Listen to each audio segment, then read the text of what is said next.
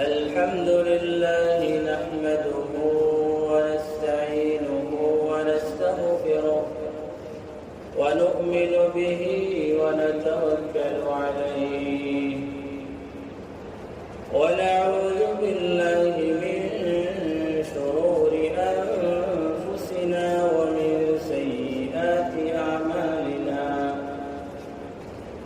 من يهده الله فلا مضل له ومن يضلله فلا هادي له وأشهد أن لا إله إلا الله وحده لا شريك له وأشهد أن سيدنا وحبيبنا وحبيب ربنا وشفيعنا وسندنا ومولانا محمدا عبده ورسوله أرسله الله تعالى بالحق إلى الناس كافة بشيرا ونذيرا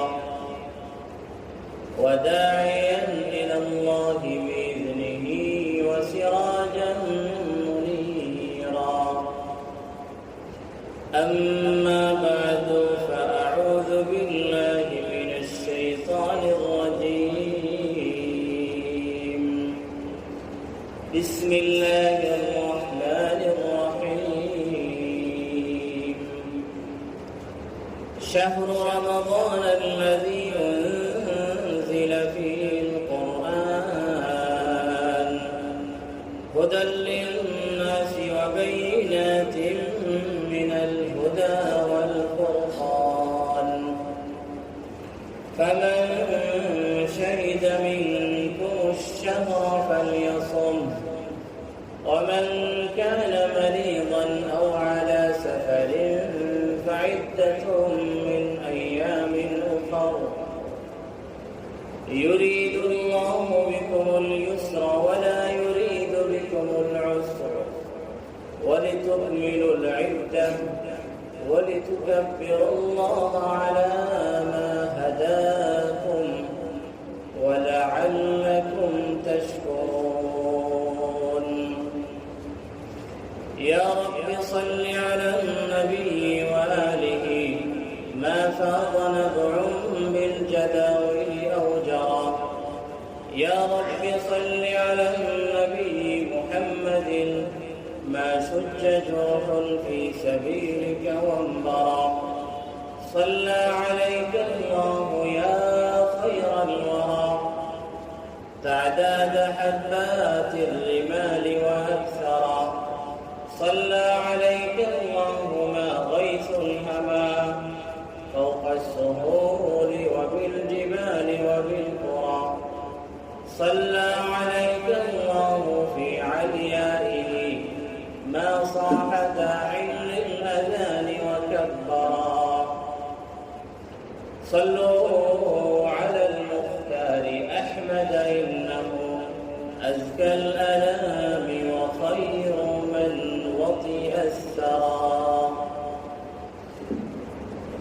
بارك الله لي ولكم في القرآن العظيم ونفعني وإياكم بالآيات والذكر الحكيم صلى الله على سيدنا ومولانا محمد وعلى آله وأصحابه وسلم صلى الله على سيدنا ومولانا محمد وعلى آله وأصحابه وسلم صلى الله على سيدنا ومولانا محمد وعلى آله وأصحابه وسلم مولا كريم عالي شان شاهي দরবারে লাখো করোড় শুকর তিনি আমাদেরকে মাহে রমাদানের শুরু থেকে এ পর্যন্ত আমাদের হায়াতে বরকত দিয়েছেন, সুস্থতার মধ্যে বরকত দিয়েছেন।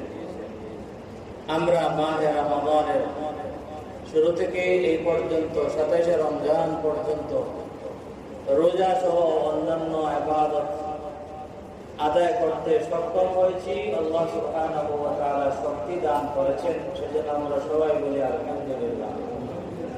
সাথে সাথে এই দোয়াও আল্লাহ সুবহানাহু ওয়া তাআলার দরবারে করি যে কয়েকদিন রোজা রেখেছি এবং অন্যান্য ইবাদত আদায় করেছি, সেগুলি আদায় করার সময় আমাদের থেকে যে সমস্ত ভুল ত্রুটি হয়েছে এগুলোর দিকে তিনি না তাকাইয়া তার রহমতের দৃষ্টি দিয়ে আমাদের দিকে তাকিয়ে আমাদের রোজা সহ অন্যান্য সকল ইবাদতগুলিকে তিনি কবুল করুন। এবং সাথে সাথে আমরা এই দোয়াও পরবর্তীকারের দরবারে করি, সামনে যে কয়েকদিন রমজানের বাকি রয়ে গেছে 2-3 দিন, সেই দিনগুলিতেও যাতে আল্লাহ সুবহানাহু ওয়া তাআলা আমাদেরকে সহি শুদ্ধভাবে ইখলাসের সাথে আমল করার তৌফিক দান করুন এবং আমাদের জিন্দেগীর শেষ মুহূর্ত পর্যন্ত আমাদেরকে ঈমান এবং সুন্নাহর উপর তাকিয়া ঈমান নিয়ে আমাদেরকে এই দুনিয়া থেকে বিদায় হওয়ার তৌফিক দান করুন। আজকে মাহে রমাদানের শেষ জুমাবার, এই যে কয়েকদিন আগে মাহে রমাদান আমাদের সামনে রহমত, বারাকাত, মাগফিরাহ, নাজাত মিনান নারের জোয়ার নিয়ে হাজির হয়েছিল, দেখতে দেখতে দিনগুলি আমাদের থেকে চলে গেছে। আমাদের সামনে আর তেমন দিন বাকি নেই। মাহে রমাদানের বিদায়ের ঘন্টি প্রায় বেজে যাওয়ার পথে। আমাদেরকে রমজানের শেষ দিকে এসে কিছু করণীয় আমল রয়েছে। রমাদান যেরকম আমরা রমাদানকে স্বাগত জানিয়েছিলাম, বুক ভরা আশা নিয়ে যে রমাদান থেকে আমরা অনেক কিছু হাসিল করতে পারবো, প্রত্যেক মুমিনের অন্তরে বড় আশা ছিল। বড় আশা নিয়ে প্রতিটি মুমিন মাহে রমাদানকে স্বাগত জানিয়েছিল, ইস্তেকবাল করেছিল। রমাদানের অনেক আগ থেকে মাহে রমজানের অপেক্ষায় ছিল, কিন্তু মাহে রমাদান আসার পর খুবই দ্রুত মাহে রমাদান আমাদের থেকে চলে যাচ্ছে। আমরা একেবারে শেষ পর্যায়ে এসে পৌঁছে গেছি। এখন আমাদের শেষ পর্যায়ে যখন আমরা এসে পৌঁছে গেলাম, এই মুহূর্তে আমাদের কিছু করণীয় আছে। যদিও করণীয়গুলি যদি আমরা করি, তাহলে মাহে রমাদানের যে ইস্তেকবাল এবং স্বাগত আমরা জানিয়েছিলাম, মাহে রমাদানকে যে পেয়েছিলাম, মাহে রমাদানের ইবাদতগুলি, মাহে রমাদানের কাজগুলি আমাদের জন্য সার্থক হবে। আর সাথে সাথে মাহে রমাদানে আমাদের থেকে যে সমস্ত খাতা কসুরি হয়েছে, ভুল ত্রুটি হয়েছে, এগুলির বিমোচন হবে, এগুলির তাতহীর এবং তাফসীল হবে। মাহে রমাদানের শেষ দিকে এসে আমাদের কয়েকটি বিষয়, গুরুত্বপূর্ণ কয়েকটি বিষয় আমাদের করণীয় আছে, যেগুলি সংক্ষেপে আপনাদের সামনে পেশ করব, যাতে আল্লাহ সুবহানাহু ওয়া তাআলা আমাদের সকলের কাছ থেকে মাহে রমাদানকে যেন কবুল করেন। 1 নম্বর কাজ হচ্ছে আল ইকসারু মিনাল ইস্তিগফারি ওয়াত তাকবীর, বেশি বেশি করে ইস্তিগফার করা এবং ঈদের চাঁদ ওঠার পর বিশেষভাবে ঈদগাহে যাওয়ার পথে বেশি বেশি করে আল্লাহর তাকবীর, আল্লাহর মহত্ব, আল্লাহর বড়ত্ব বর্ণনা করা। যে তাকবীর, আল্লাহর বড়ত্ব বর্ণনার কথা আল্লাহ সুবহানাহু ওয়া তাআলা সূরাতুল বাকারার মধ্যে মাহে রমাদানের আলোচনা করতে গিয়ে বলেছেন, শাহরু রমাদান আল্লাযী উনজিলা ফীহিল কুরআন, লম্বা আয়াত। তারপর বলতেছেন ওয়ালিতুকাব্বিরুল্লাহ আলা মা হাদাকুম ওয়ালিতুকমিলুল ইদ্দাহ, তোমরা যাতে মাহে রমাদানের গণনা পরিপূর্ণ করো। ওয়ালিতুকাব্বিরুল্লাহ আলা মা হাদাকুম, আল্লাহ সুবহানাহু ওয়া তাআলা তোমাদেরকে যে হেদায়েত দান করেছেন, হেদায়েত সঠিক পথের দিশা দিয়েছেন, তার মধ্য থেকে একটি বিষয় হচ্ছে মাহে রমাদানের রোজা সিয়াম সাধনা করার তৌফিক দিয়েছেন, তার উপর তোমরা আল্লাহর বড়ত্ব বর্ণনা করো। বলে তুকাব্বিরুল্লাহ আলা মা হাদাকুম।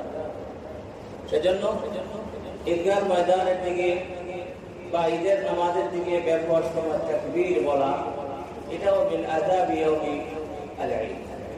সুতরাং 1 নম্বর কাজ হচ্ছে বেশি বেশি করে ইস্তেগফার করো এবং তাকবীর পড়ো, বিশেষভাবে ঈদের দিন।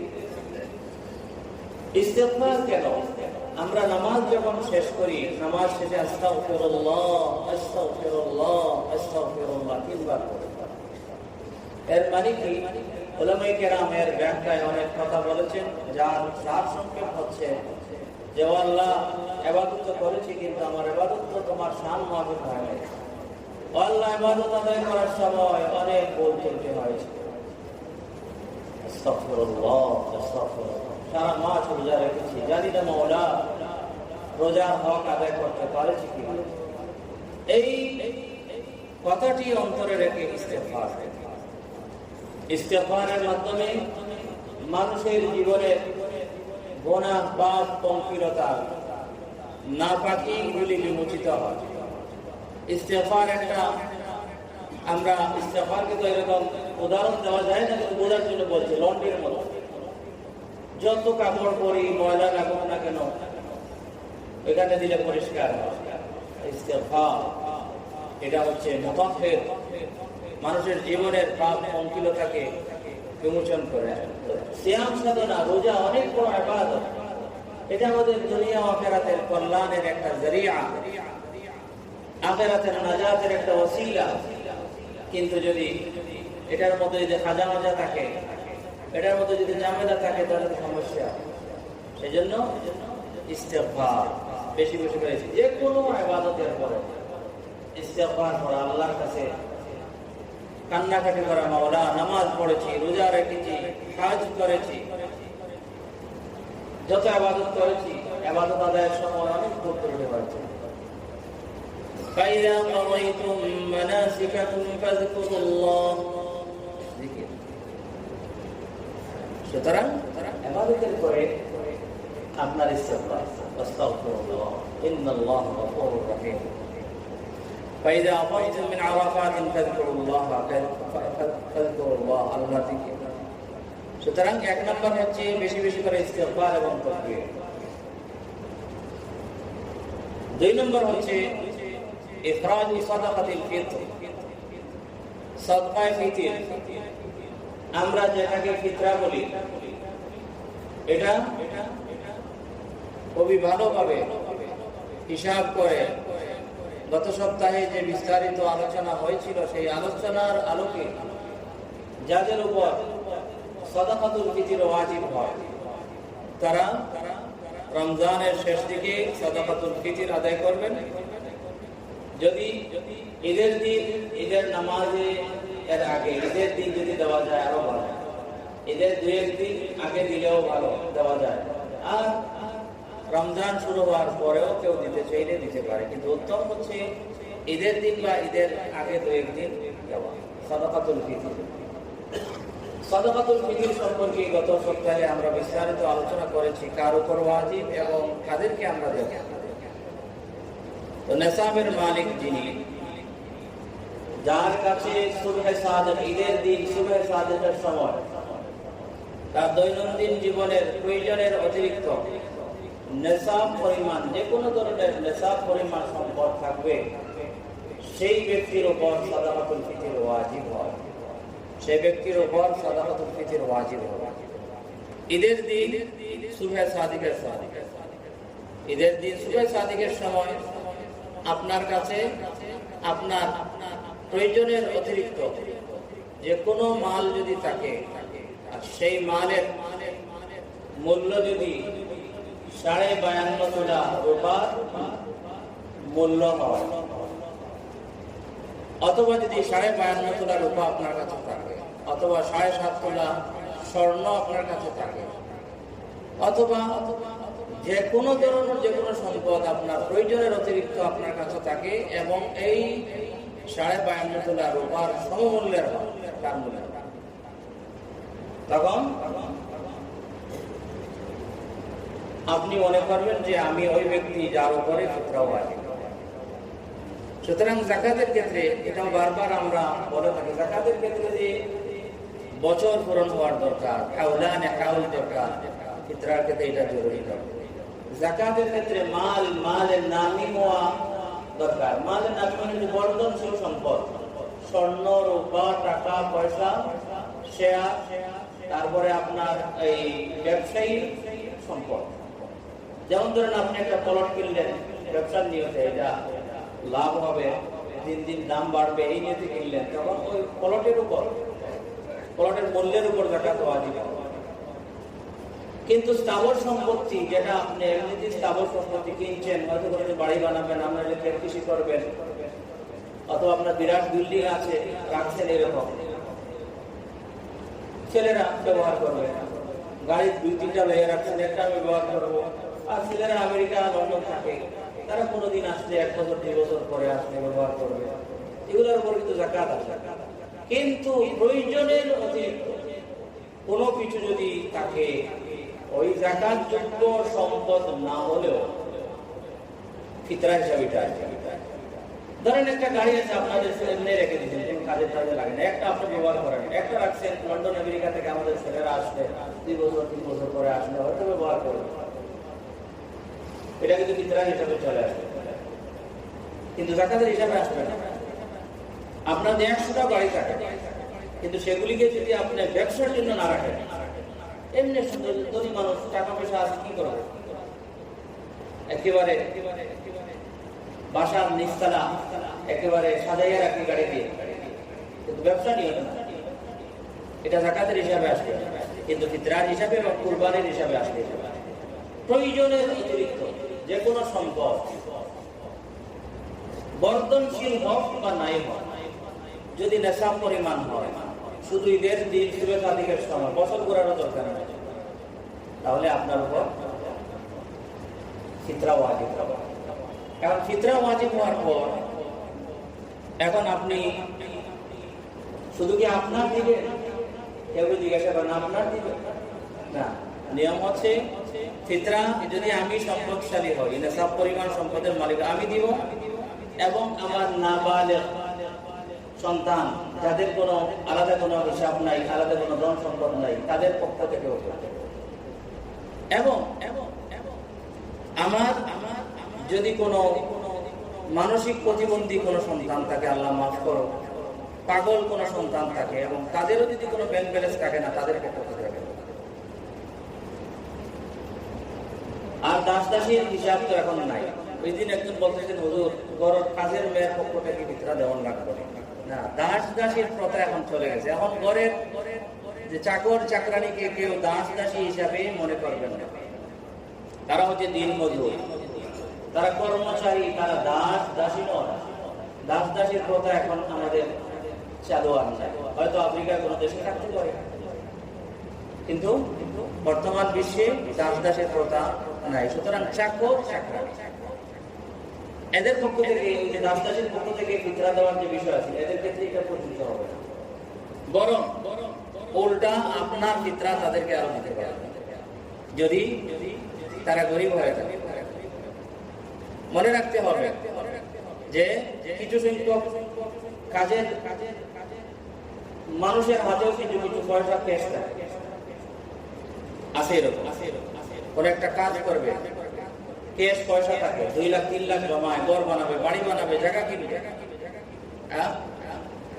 যদি তার ওইগুলো ওইটা কাজে না লাগে, তখন তাকে ফিতরা এমনকি যাকাতও দিতে পারবে। এটা খুবই সতর্ক থাকার দরকার। যার হাতে 52.5 তোলা রূপার সমমূল্যের সম্পদ আছে এবং এটি তার প্রয়োজনের অতিরিক্ত, তার লাগে না, তার উপরে কিন্তু তাকে কিন্তু যাকাত দিতে পারবে। খুব খেয়াল করতে হবে, যাকাত বা ফিতরা দেওয়ার সময় যাচাই বাছাই করে দিতে হবে। যাই হোক, একজন ব্যক্তি তার নেশাবের মালিক হলে তার নিজের পক্ষ থেকে ফিতরা দেবে। গত সপ্তাহে আমরা যে আলোচনা করেছিলাম, আধা সা আধা ময়দা অথবা 1 সা খেজুর, পনির, কিশমিশ, তারপর আপনার জব। আধা চা মানে আধা চা কতটুকু হয় বা এক চা কতটুকু হয় তারও বর্ণনা আমরা করেছিলাম। এখানে কিছু মত পার্থক্য আছে। আমরা সর্বোচ্চটা ধরেছিলাম, যেটা ফাউন্ডেশন ধরেছে। এক চা মানে হচ্ছে 3 কেজি 300 গ্রাম, সর্বোচ্চটা তারা ধরেছে। কমের কথাও আছে কোনো কোনো বর্ণনা। আর আধা চা হচ্ছে তার অর্ধেক, মানে হচ্ছে কি যে আপনার 1 কেজি 650 গ্রাম, সেই হিসাবে আপনার পক্ষ থেকে দিবেন। এবং আপনার নাবালেগ অপ্রাপ্ত বয়স্ক সন্তানদের পক্ষ থেকে দিবেন। এবং যদি প্রাপ্ত বয়স্ক কোনো সন্তান মানসিক সমস্যায় থাকে অথবা পাগল থাকে, তখন তার পক্ষ থেকে দিবেন, যদি তাদের আলাদা কোনো ব্যাংক ব্যালেন্স না থাকে। আমার কথা হচ্ছে, আমি কি আমার স্ত্রীর পক্ষ থেকে দেবো না? আমার বড় প্রাপ্ত বয়স্ক সন্তানদের পক্ষ থেকে কি দেবো না? এর জবাব হচ্ছে যে যদি তাদের ব্যক্তিগত অ্যাকাউন্টে মালিকানাধীন যদি এমন সম্পদ থাকে যার কারণে সে যদি মালিকের নেশাবের মালিক হয়, তাহলে তারা নিজ দায়িত্বে তাদেরগুলা দিবে। এখন আবার ফিরিয়ে প্রশ্ন হচ্ছে, আমি কি দিলে হবো না? হ্যাঁ, আপনিও দিলে হবে। সুতরাং বাধ্যতামূলক ভাবে আপনি আপনার পক্ষ থেকে দিবেন এবং আপনার অপ্রাপ্ত বয়স্ক সন্তানদের পক্ষ থেকে দিবেন বাধ্যতামূলক। আর আপনার স্ত্রী এবং আপনার প্রাপ্ত বয়স্ক সন্তান যারা আছে, তাদের যদি মালিকানাধীন নেশা পরিমাণ সম্পদ থাকে, তাহলে তাদেরটা তারা দিবে। কিন্তু যদি তারা যদি নেশাবের মালিক নাও হয়, তারপরেও আপনি দেন, তাহলে এটা আপনি দিতে পারেন। এবং এটা একটা দেওয়াটা দরকার, যদিও বাধ্যতামূলক ভাবে দেওয়া জরুরি নয়। সুতরাং আমরা আমাদের অপ্রাপ্ত সন্তানদের পক্ষ থেকে বাধ্যতামূলক ভাবে দেব, এবং আমাদের স্ত্রী এবং প্রাপ্ত বয়স্ক সন্তানদের পক্ষ থেকেও আমরা দেব। এবং সাথে সাথে যদি প্রাপ্ত বয়স্ক কোনো সন্তান তার পাগল হয় বা মাথায় সমস্যা থাকে, তাহলে তার পক্ষ থেকেও আমরা বাধ্যতামূলক ভাবে দেব। এইগুলো ইখরাজু সাদাকাতিল ফিতর। 3 নম্বর হচ্ছে আশ-শুকরু লিল্লাহ।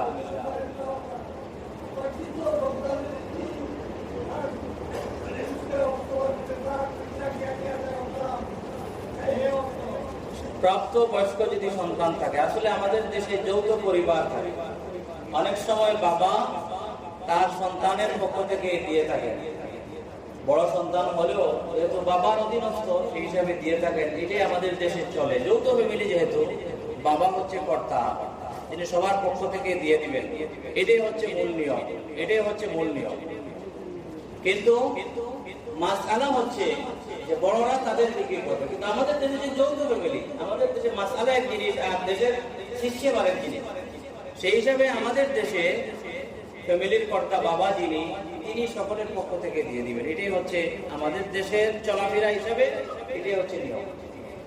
যেহেতু সবকিছু বাবা ম্যানেজ করে, ছেলে রুজি করে আনি বাবার হাতে দিয়ে দেয়, তারপরে বাবা হিসাব করে বিভিন্ন টাকা পয়সা দেন। সুতরাং আমাদের দেশে একটা হচ্ছে মূল মাসআলা, এই যে কিতাবের মাসআলাগুলি আছে, আমি যেগুলি বলছি এগুলি কিতাবের মধ্যে আছে, যেটি আমাদের জামিয়াতুল খায়রের পক্ষ থেকে প্রচার করা হয়েছে। কিতাবের মধ্যে বিস্তারিত আকারে আছে, এটা হচ্ছে মূল মাসআলা। কিন্তু আমাদের দেশের সিস্টেম ভিন্ন। যৌথ পরিবার, বাবাই সব কিছু করেন। সেই হিসাবে আমাদের দেশে বাবা বরের সকলের পক্ষ থেকে দিয়ে দেন। এমনকি পুত্রবধূ, আমাদের কুয়ার বউ, সে আমাদের সাথে থাকে। তার কি প্রয়োজন, শাড়ির প্রয়োজন, এই প্রয়োজন, ক্রিমের প্রয়োজন, এগুলোও কিন্তু অনেক সময় মানে কর্তা এগুলোর ব্যবস্থা করে। সেই হিসাবে আমাদের দেশের চলাফেরা হিসাবে সবার সদস্য যারা আছেন ফ্যামিলির, সকলের পক্ষ থেকে আমাদের দেশে মূল মুরব্বী তিনি আদায় করে দিবেন। এটাই হচ্ছে সবচেয়ে সুন্দর। কিন্তু যেটি বলেছি এটা মূল মাসআলা, কারণ এখানে উলামায়ে কেরাম আছেন। আমি যদি বলি সবার পক্ষ থেকে দিতে হবে, উলামায়ে কেরাম হয়তো বলতে পারেন তাহলে হুজুর এখানে বেশ বাড়াবাড়ি করে, কারণ কিতাবে এরকম। সেজন্য মূল মাসআলা হচ্ছে। আর আমাদের দেশে আমাদের অনেক সময় চলাফেরার কারণে মাসআলার মধ্যে বা একটা সিস্টেমের মধ্যে বেশ কম। তো এই হিসাবে আমাদের দেশের কর্তায় সবকিছু করে, ছেলেরা কোনো কিছু না, শুধু মানে রুজি করে আনি বাবার কাছে, আব্বা আজকে এত টাকা বিক্রি হয়েছে এগুলো নেই।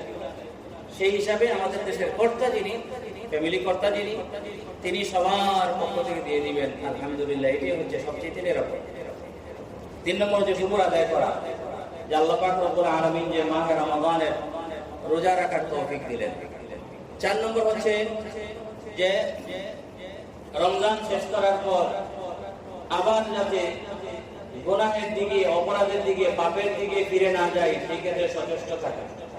উলামায়ে কেরাম বলেছেন ইতবাউল হাসানাতি আল হাসানা, একটা ভালো কাজ করার পর আরেকটি ভালো কাজ করতে পারা, এটা আগের ভালো কাজ কবুলিয়তের আলামত।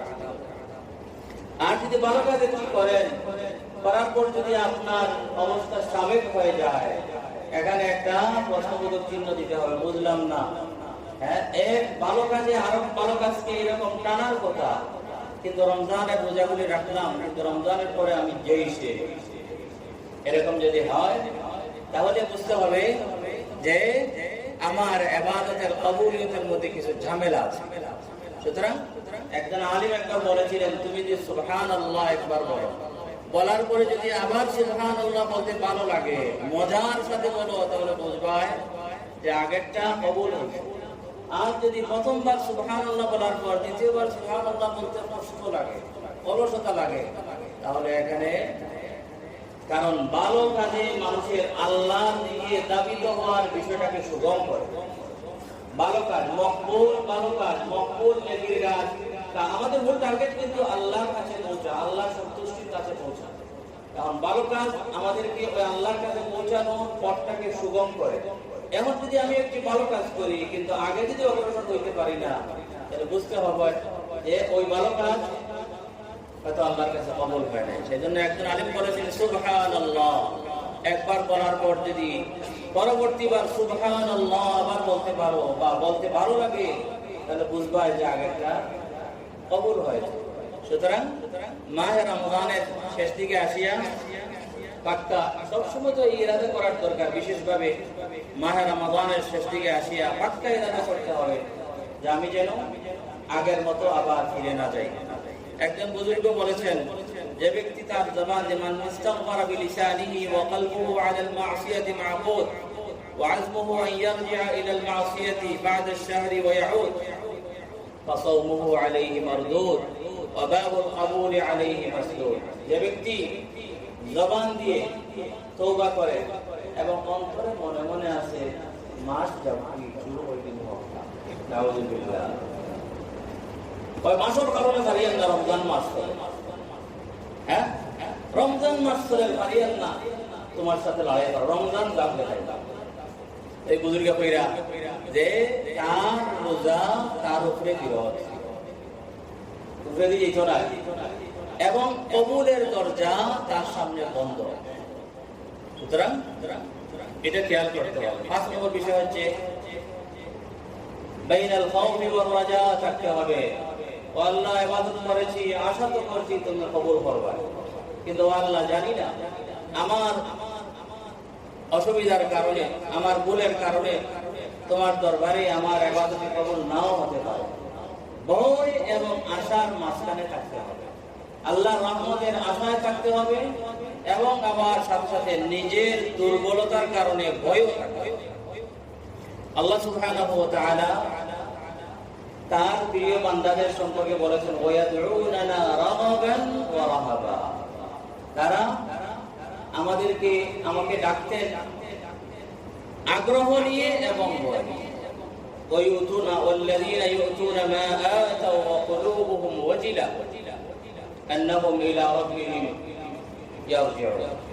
তারা যখন কোনো কিছু আল্লাহর রাস্তায় দেয় তখন মনে মনে একটা ভয় থাকে, আল্লাহ জানি না আমার দুর্বলতার কারণে, আমার মধ্যে কোনো ঘাটতি থাকার কারণে হতে পারে আমার সদকা খেরাত কবুল তোমার কাছে না হতে পারে। আর তুমি মাওলা, তোমার রহমতের আশায় তো সবসময় আছি, কিন্তু আমি দুর্বল, আমি এক নগণ্যের ইবাদত তোমার সামনে পেশ করতেও আমার শরম লাগে।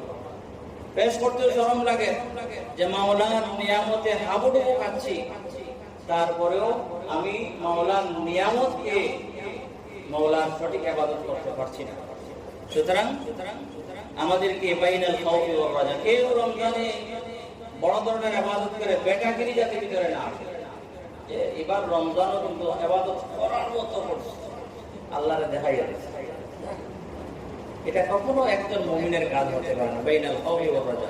আবার একেবারে কাজ হয়ে পড়ে গেলে হবে না, না আল্লাহ কবুল করতে হবে, খাইত হয়ে গেলে হবে না, বাইনাল খাউফি ওয়ার রাজা। আল্লামা ইবনুল কাইয়িম রাহমাতুল্লাহ আলাইহি বলেছেন যে একজন মুমিনের ঈমান এবং আমল উদাহরণ হচ্ছে পাখির মতো। আল্লাহর উপর বিশ্বাস এবং আল্লাহর মহব্বত হচ্ছে পাখির মাথার মতো। খৌফ হচ্ছে একটি ডানার মতো ডর, আর রাজা এবং আল্লাহর দরবারে আশাবাদী হওয়া আরেকটি ডানার মতো। যদি আল্লাহর মহব্বত, আল্লাহ পাক রব্বুল আলামিনের প্রতি ঈমান যদি না থাকে, তাহলে পাখির মাথাই নাই, ইবাদতের কোনো দামই নাই। আর যদি মাথা ঠিক থাকে কিন্তু খৌফ এবং রাজা, আশা এবং ভয়, ওটার মধ্যে কোনো ঝামেলা থাকে, জানটা থাকবো হয়তো ঠিক মতো উঠতে পারবে না। আর সঠিকভাবে অগ্রসর হতে হলে মাথাও লাগবে, ডানের ডানাও লাগবে, বামের ডানাও লাগবে। সুতরাং আমাদের ঈমান এবং আল্লাহর মহব্বত হচ্ছে আমাদের মন পাখির মাথার মতো। আর ইবাদত আদায় করার সময় আল্লাহর রহমতের আশা নিয়ে এবং আল্লাহ সুবহানাহু ওয়া তাআলার আযাবের ভয় নিয়ে ইবাদত করা, এটা হচ্ছে ওই পাখির দুই ডানার মতো। আল্লাহ সুবহানাহু ওয়া তাআলা আমাদের সবাইকে মাহে রমাদানের যে ইবাদত করেছি সেগুলি যেন তিনি কবুল করেন, এবং মাহে রমাদানের যে কয়েকদিন বাকি রয়ে গেছে আমাদেরকে তিনি ইখলাসের সহিত সহি শুদ্ধভাবে ইবাদত আদায় করার তৌফিক দান করুন। وصلى الله وسلم على سيدنا مولانا محمد وعلى آله وسلم।